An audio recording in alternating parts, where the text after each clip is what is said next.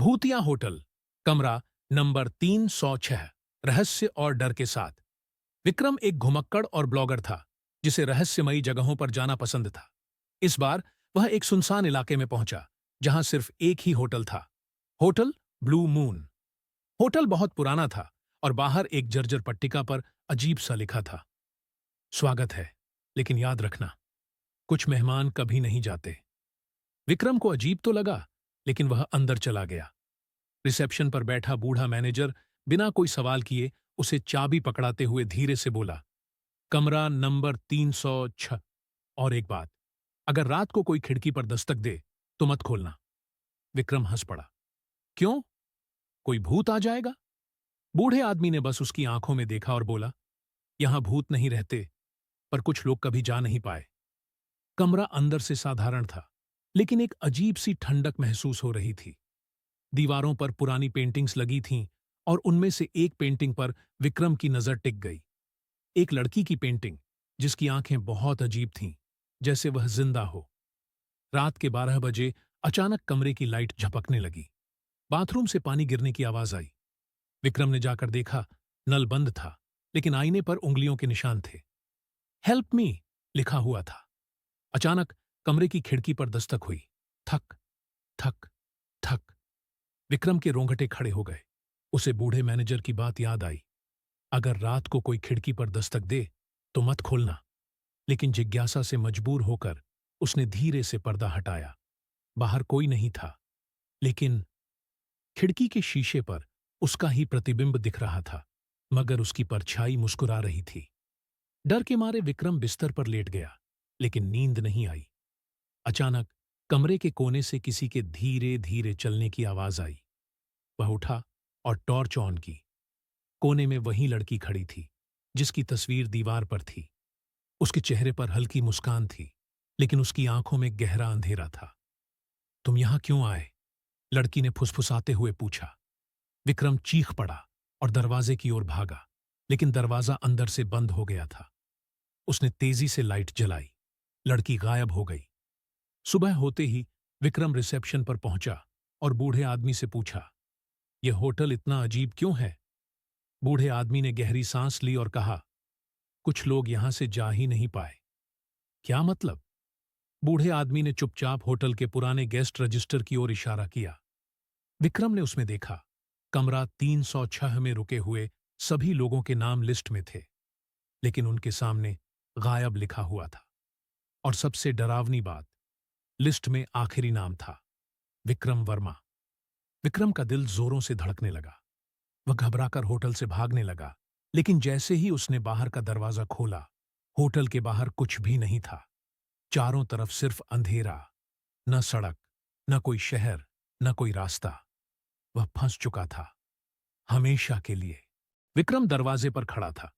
उसके सामने एक नया यात्री खड़ा था, एक युवक, लगभग 25 साल का, घुमक्कड़ बैग लिए, चेहरे पर मासूमियत लेकिन आंखों में जिज्ञासा। क्या यहां ठहरने की जगह मिलेगी? युवक ने पूछा। विक्रम के दिमाग में तेजी से विचार दौड़ने लगे। अगर मैं इसे होटल में बुला लूं तो मैं मुक्त हो जाऊंगा, लेकिन क्या मैं किसी और को इस भयानक जाल में फंसा सकता हूं? पीछे से लड़की की आवाज आई, कोई ना कोई तो यहां फंसना ही था। विक्रम, अब तुम चुन सकते हो, खुद को बचाना या इस नए मेहमान को यहां छोड़ देना। युवक अधीर हो रहा था। भाई साहब, मैं बहुत थका हुआ हूं, अंदर आ सकता हूं? विक्रम के हाथ पसीने से भीग गए। अगर वह उसे अंदर बुलाता तो उसकी जान बच सकती थी, लेकिन वह जानता था कि इसका मतलब होगा किसी मासूम को मौत के हवाले करना। वह लड़खड़ाते हुए बोला, नहीं, यह होटल सुरक्षित नहीं है, भाग जाओ। युवक चौंका। क्या मतलब? विक्रम अब तेजी से चिल्लाया, भाग जाओ। यहां जो भी आता है वो कभी वापस नहीं जाता, मत रुको। युवक ने उसकी पागल सी दिखने वाली हालत को देखा और डर के मारे पीछे हट गया। ठीक है भाई, मैं जा रहा हूं, कहकर वह तेजी से वहां से भाग गया।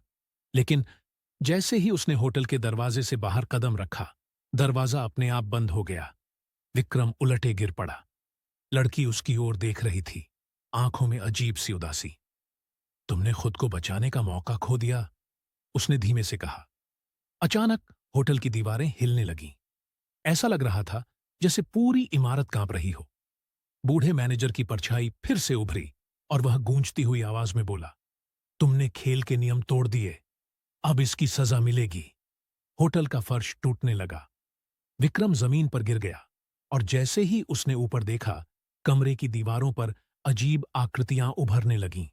वह सभी लोग जो इस होटल में फंस चुके थे। अब तुम इस होटल का हिस्सा बन चुके हो, विक्रम। विक्रम चिल्लाया, नहीं, मुझे बाहर जाने दो। लेकिन अब बहुत देर हो चुकी थी। सुबह हुई। होटल ब्लू मून का दरवाजा फिर से खुला। रिसेप्शन काउंटर पर अब वही बूढ़ा मैनेजर नहीं था। उसकी जगह कोई और बैठा था, विक्रम। उसकी आंखें भावहीन थीं, चेहरे पर हल्की मुस्कान थी। तभी दरवाजे से एक नया यात्री अंदर आया, बैग लिए। क्या यहां ठहरने की जगह मिलेगी? उस व्यक्ति ने पूछा। विक्रम ने बिना कुछ बोले गेस्ट रजिस्टर निकाला और धीरे से कहा, कमरा नंबर 306। और हां, एक बात, अगर रात को खिड़की पर कोई दस्तक दे तो मत खोलना।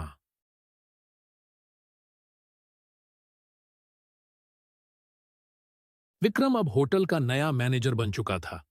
वह जानता था कि अब उसकी आत्मा इस होटल से बंध चुकी है और हर 50 साल में उसे किसी नए शिकार को यहां फंसाना होगा ताकि वह खुद मुक्त हो सके।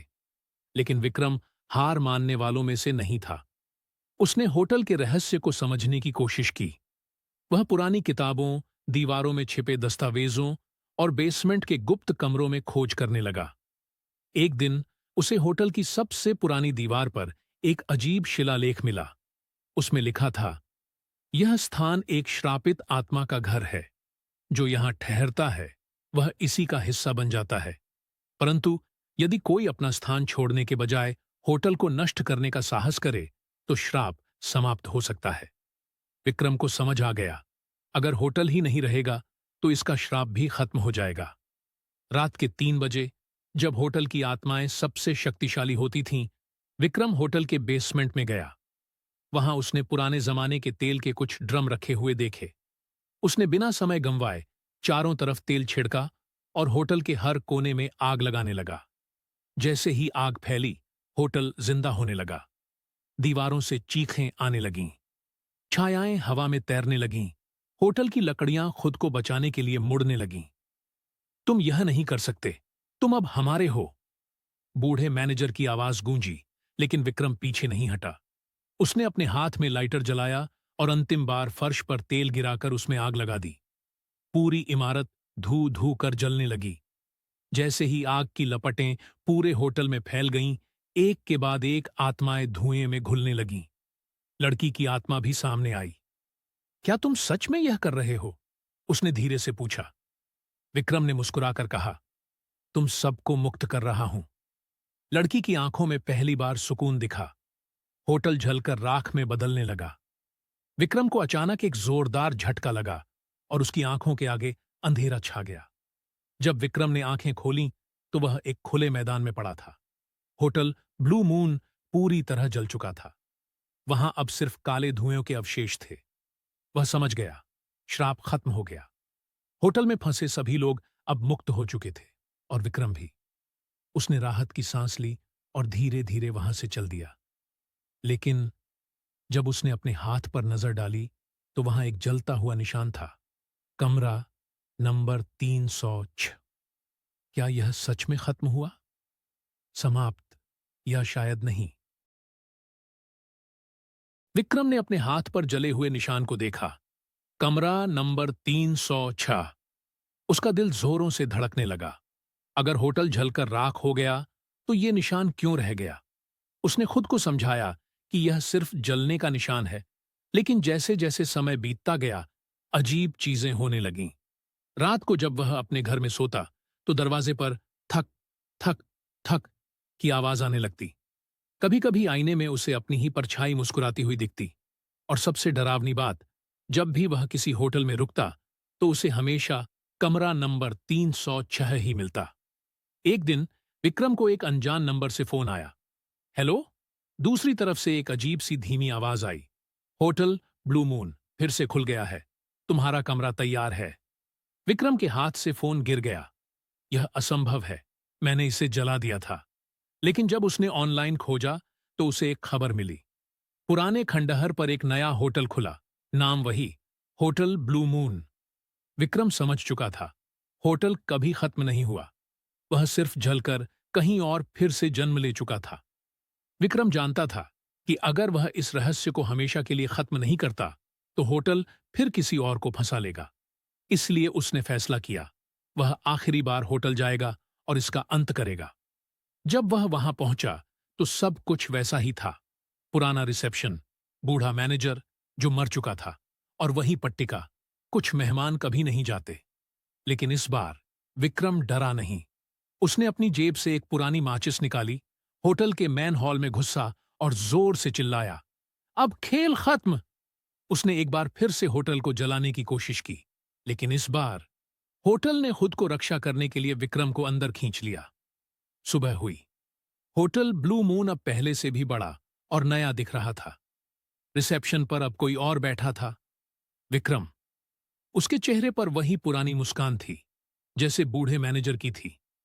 तभी दरवाजे से एक नया यात्री अंदर आया। क्या यहां ठहरने की जगह मिलेगी? विक्रम ने बिना पलक झपकाए कहा, कमरा नंबर 306। और हां, एक बात, अगर रात को खिड़की पर कोई दस्तक दे तो मत खोलना। विक्रम अब होटल ब्लू मून का नया रखवाला बन चुका था। वह हर दिन नए मेहमानों का स्वागत करता, उन्हें कमरा नंबर 306 देता और फिर इंतजार करता कि वे भी उसी श्राप का हिस्सा बन जाएं। लेकिन अंदर ही अंदर उसकी आत्मा चिल्ला रही थी। वह मुक्त होना चाहता था। हर रात जब होटल में सन्नाटा छा जाता तो विक्रम आईने में देखता और खुद से सवाल करता, क्या मैं भी पहले की तरह फंसा रहूंगा या कोई रास्ता बचा है? एक दिन एक अनोखा मेहमान होटल में आया। यह कोई साधारण यात्री नहीं था, यह एक तांत्रिक था, जिसने होटल में कदम रखते ही कहा, मैं जानता हूं कि यह जगह श्रापित है और मैं इसे हमेशा के लिए खत्म करने आया हूं। विक्रम ने पहली बार उम्मीद की एक किरण देखी, लेकिन वह डरता भी था। अगर तांत्रिक होटल को नष्ट करने में सफल हुआ तो क्या वह खुद बच पाएगा? रात के 3 बजे तांत्रिक ने होटल के बेसमेंट में हवन शुरू किया। जैसे ही मंत्रोच्चारण तेज हुआ, होटल की दीवारें कांपने लगीं, भूतों की चीखें गूंजने लगीं। अचानक होटल का असली स्वामी प्रकट हुआ, एक काली परछाई जिसका चेहरा नहीं था, बस जलती हुई लाल आंखें थीं। यह होटल हमेशा रहेगा, कोई इसे नष्ट नहीं कर सकता। विक्रम ने अपनी पूरी ताकत जुटाई और पहली बार उसने खुद को आजाद करने के लिए संघर्ष किया। अगर मैं इस होटल का नया रखवाला हूं तो मैं इसके नियम भी बदल सकता हूं, विक्रम चिल्लाया। तांत्रिक ने अंतिम मंत्र पढ़ा और पूरी इमारत अचानक हवा में गायब हो गई। जब विक्रम ने आंखें खोलीं तो वह अब होटल में नहीं था। वह एक खुले मैदान में खड़ा था, जहां पहले होटल हुआ करता था। होटल पूरी तरह से मिट चुका था। वह मुस्कुराया, मैं मुक्त हो गया।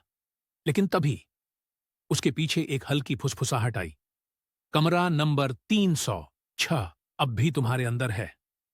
विक्रम तेजी से पलटा।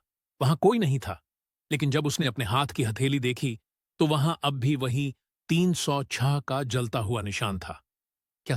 विक्रम ने अपने हाथ पर जलते हुए 306 के निशान को देखा। अगर होटल जल चुका है तो यह निशान क्यों रह गया? वह बुदबुदाया। तांत्रिक ने गंभीर स्वर में कहा, श्राप सिर्फ एक इमारत में नहीं था, यह तुम्हारे अंदर भी है। अगर इसे मिटाना है तो तुम्हें इसकी जड़ तक जाना होगा। विक्रम ने गहरी सांस ली। इसका मतलब? तांत्रिक ने उसकी आंखों में देखा और धीरे से कहा, कमरा 306 अभी भी अस्तित्व में है, लेकिन अब यह एक भौतिक स्थान नहीं बल्कि तुम्हारे मन में है। विक्रम कांप उठा। तो मैं कभी मुक्त नहीं हो सकता? सिर्फ एक ही तरीका है, तांत्रिक ने कहा, तुम्हें अपने डर का सामना करना होगा और होटल को अपने दिमाग से मिटाना होगा। तांत्रिक ने एक खास मंत्र पढ़ा और अचानक विक्रम को महसूस हुआ कि वह कहीं और पहुंच गया है, एक अंधेरी जगह जहां बस एक ही दरवाजा था, कमरा नंबर 306। यह होटल की आखिरी निशानी थी जो उसके दिमाग में बची थी। विक्रम ने कांपते हुए दरवाजा खोला। अंदर कुछ नहीं था, बस एक आईना। और जैसे ही उसने उसमें झांका उसे होटल के सारे भूत, सारी छायाएं और खुद की ही छवि दिखी। एक श्रापित व्यक्ति जो इस चक्रव्यूह में फंसा हुआ था। आईने से एक धीमी आवाज आई, अगर तुम डरोगे तो यह हमेशा रहेगा, अगर तुम स्वीकार कर लोगे तो यह हमेशा के लिए मिट जाएगा। विक्रम ने एक गहरी सांस ली और आंखें बंद कर लीं। मैं डर को खुद पर हावी नहीं होने दूंगा। और जैसे ही उसने यह कहा, एक जोरदार गूंज हुई और कमरा 306 हमेशा के लिए गायब हो गया। जब विक्रम ने आंखें खोलीं, तो वह वापस असली दुनिया में था। उसके हाथ से 306 का निशान मिट चुका था। होटल ब्लू मून की जगह अब सिर्फ एक खाली जमीन थी। विक्रम ने राहत की सांस ली। अब यह कभी वापस नहीं आएगा। श्राप मिट चुका था, लेकिन उसने उसे एक चीज सिखा दी थी। डर से भागने से कुछ नहीं बदलता, बल्कि डर को स्वीकार करने से ही मुक्ति मिलती है। उस दिन के बाद विक्रम ने कभी पीछे मुड़कर नहीं देखा और होटल ब्लू मून बस एक भूली बिसरी कहानी बनकर रह गया। अंत, अब कोई श्राप नहीं,